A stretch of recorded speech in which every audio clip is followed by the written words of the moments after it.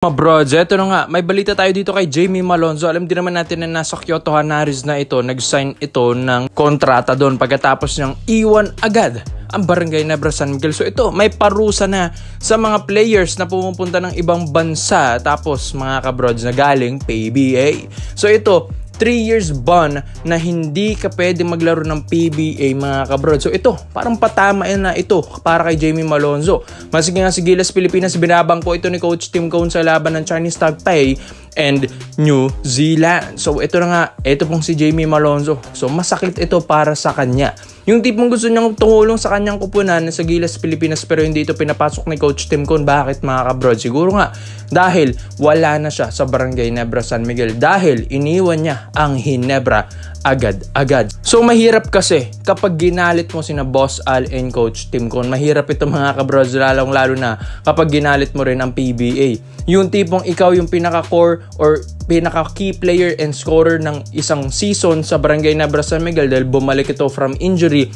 Tapos bigla itong aalisan ang Barangay Nebra San Miguel dahil nga kinip ito ng Hinebra na kahit injured si Malonzo ay nasa lineup pa rin ito. Pero anong sinukli niya? Iniwan niya agad ang Barangay Hinebra San Miguel. Kaya ito yung pinakaparusa na sa kanila. 3 years nang hindi makakabalik ulit ng PBA pa. So ito na mga kabrods, ayon din sa mga reports and rumors na para talagang dinamdam ni na Coach Tim Cone and Boss Al yung pag-alis ng mga players na ito. Yes, ngayong season nga after ng All Filipino Cup na pag-champion ng SMB, ang dami nga ibang bansa sa mga PBA teams. William Navarro, Arvin Tolentino, Jamie Malonzo, yung mga ibang mga players dyan na college lang, nag-ibang bansa na rin. So siguro nga may pahiwatig na rin ito na napag-iiwanan na rin ng PBA, kailangan tanggapin na rin nila at kailangan na nilang gumalaw at baguhin yung sistema mga kabrods at lakihan ng sahuran.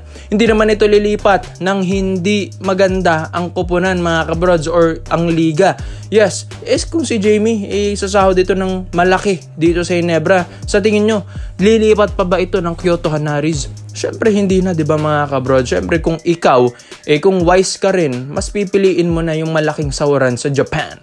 So ito pong si Jamie Malonzo, habang pinaparusahan ito ng Barangay Nebra San Miguel, alam natin na naghahanap na rin ng Hinebra ng mga papalit kay Jamie. Sabi nga nila kasi magi-stay pa rin yung lineup ng Hinebra na kahit na-eliminate sila ng SMB sa semis last season sa All Filipino Cup, stay pa rin ang lineup. Pero nung umalis na si Malonzo, nagkanda gulo-gulo at ito hahanap na naman sila ng mga bigs. So mahirap ito para sa Hinebra dahil malaking adjustment ito. Dahil si Jamie Malonzo ang isa sa mga bumubuo ng triangle offense ni Coach Tim Cone, dahil ito yung isa sa mga nagpa-boost ng opensa ni Coach Tim Cone at ng Barangay Nebra San Miguel. Maski nga kahit natalo sila sa SMB sa Game 7, napaabot nila ng Game 7 dahil dito kay Jamie Malonzo. Siya talagang kumakana dito mga kabrods. Ilang kampyonato na rin ang naiambag, mga clutch, mga basket ni Jamie Malonzo sa Hinebra. Syempre hindi ito makakalimutan ni na Coach Tim Cone. Kaso nga lang nadamdam nila, masakit ito para sa PBA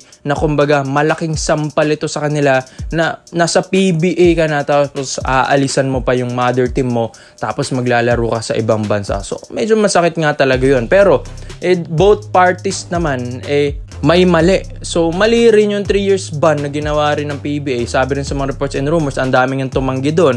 And mali rin na ito pong si Jamie Malonzo agad-agarang umalis ng Hinebra. So ikaw, sa tingin nyo mga kabrods, sa tingin nyo ba tama ba yung desisyon na ginawa ni Malonzo at tama rin ba yung desisyon na ginawa ng PBA ban sa mga players na ito?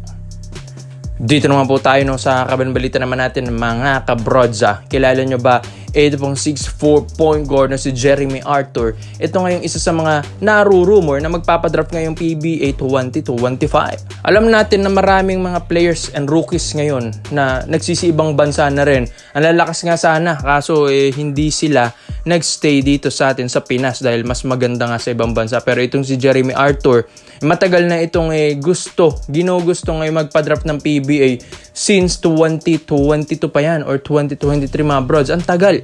Yung papeles lang talaga nito yung may problema. Yes mga kabrods, kung ito ay matulungan ng Hinebra, Yes mga kabrods, kasi interesado talagang Hinebra dito kay Jeremy Arthur, ayon din sa mga reports and rumors natin na gusto nilang tulungan.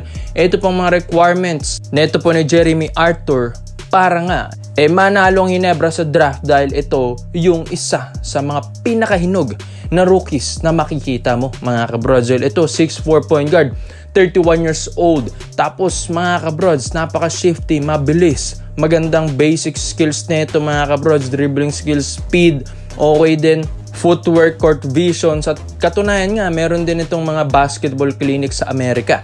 Kaya maganda na ito ay nasa condition pa rin. Ito pong si Jeremy Arthur, 31 years old na ito, napaka-veterano na rin kung maglaro. Kaya talagang jackpot ang Hinebra dito. Hindi na ito yung parang rookie na parang nag-aalangan pa tumira, kinakabahan. Ito kasi, maski sa MPBL naglaro na rin. Sa mga ibang liga rin dito sa Pinas, naglaro na rin. Ito pong si Jeremy Arthur. Sadyang pumunta lang ng Amerika dahil nga meron itong mga businesses doon and basketball clinics. Pero kung mabibigyan man ng chance at matulungan ng Hinebra, ito pong si Jeremy Arthur, ang Phil-Am na ito, tsak talaga na jackpot ang Hinebra dito mga kabrods. Sa pagkawala nga ni Jamie Malonzo, kailangan din nila ng mga scorer na katulad nito ni Jeremy Arthur.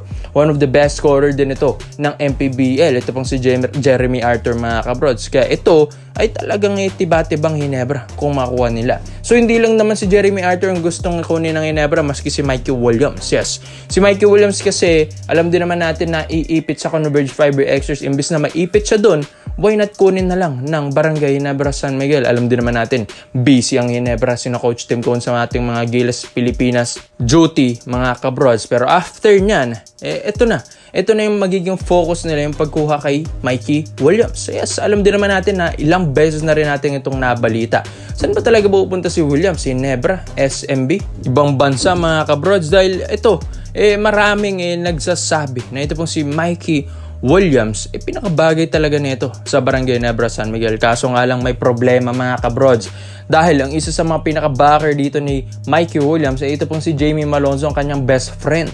Yes, kaso si Jamie nasa Kyoto Hanaris na, nasa Japan na mga kabrods. Doon na ito maglalaro. Pero syempre mga brods, kahit wala ka namang kaibigan dyan, kung gugustuhin ka man ng isang kupunan, kukunin ka talaga. Yes, pinag-aaralan ito ng Barangay Hinebra Management kung papasok ba sa triangle offense ni Coach Tim Cone next season. Ito pong si Mikey Williams, dahil sa pagkatalo nga ng Hinebra sa SMB last season sa semis, dito na nila nakita na parang kailangan talaga nila ng legit scorer.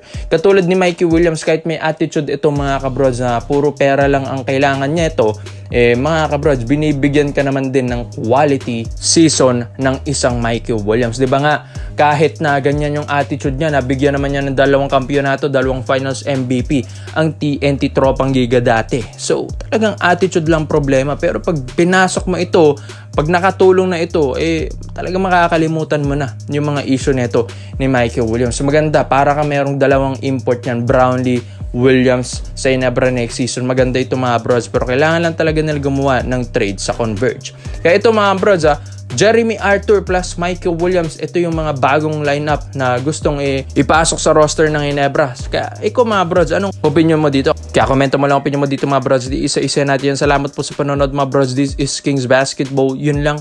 I'm out.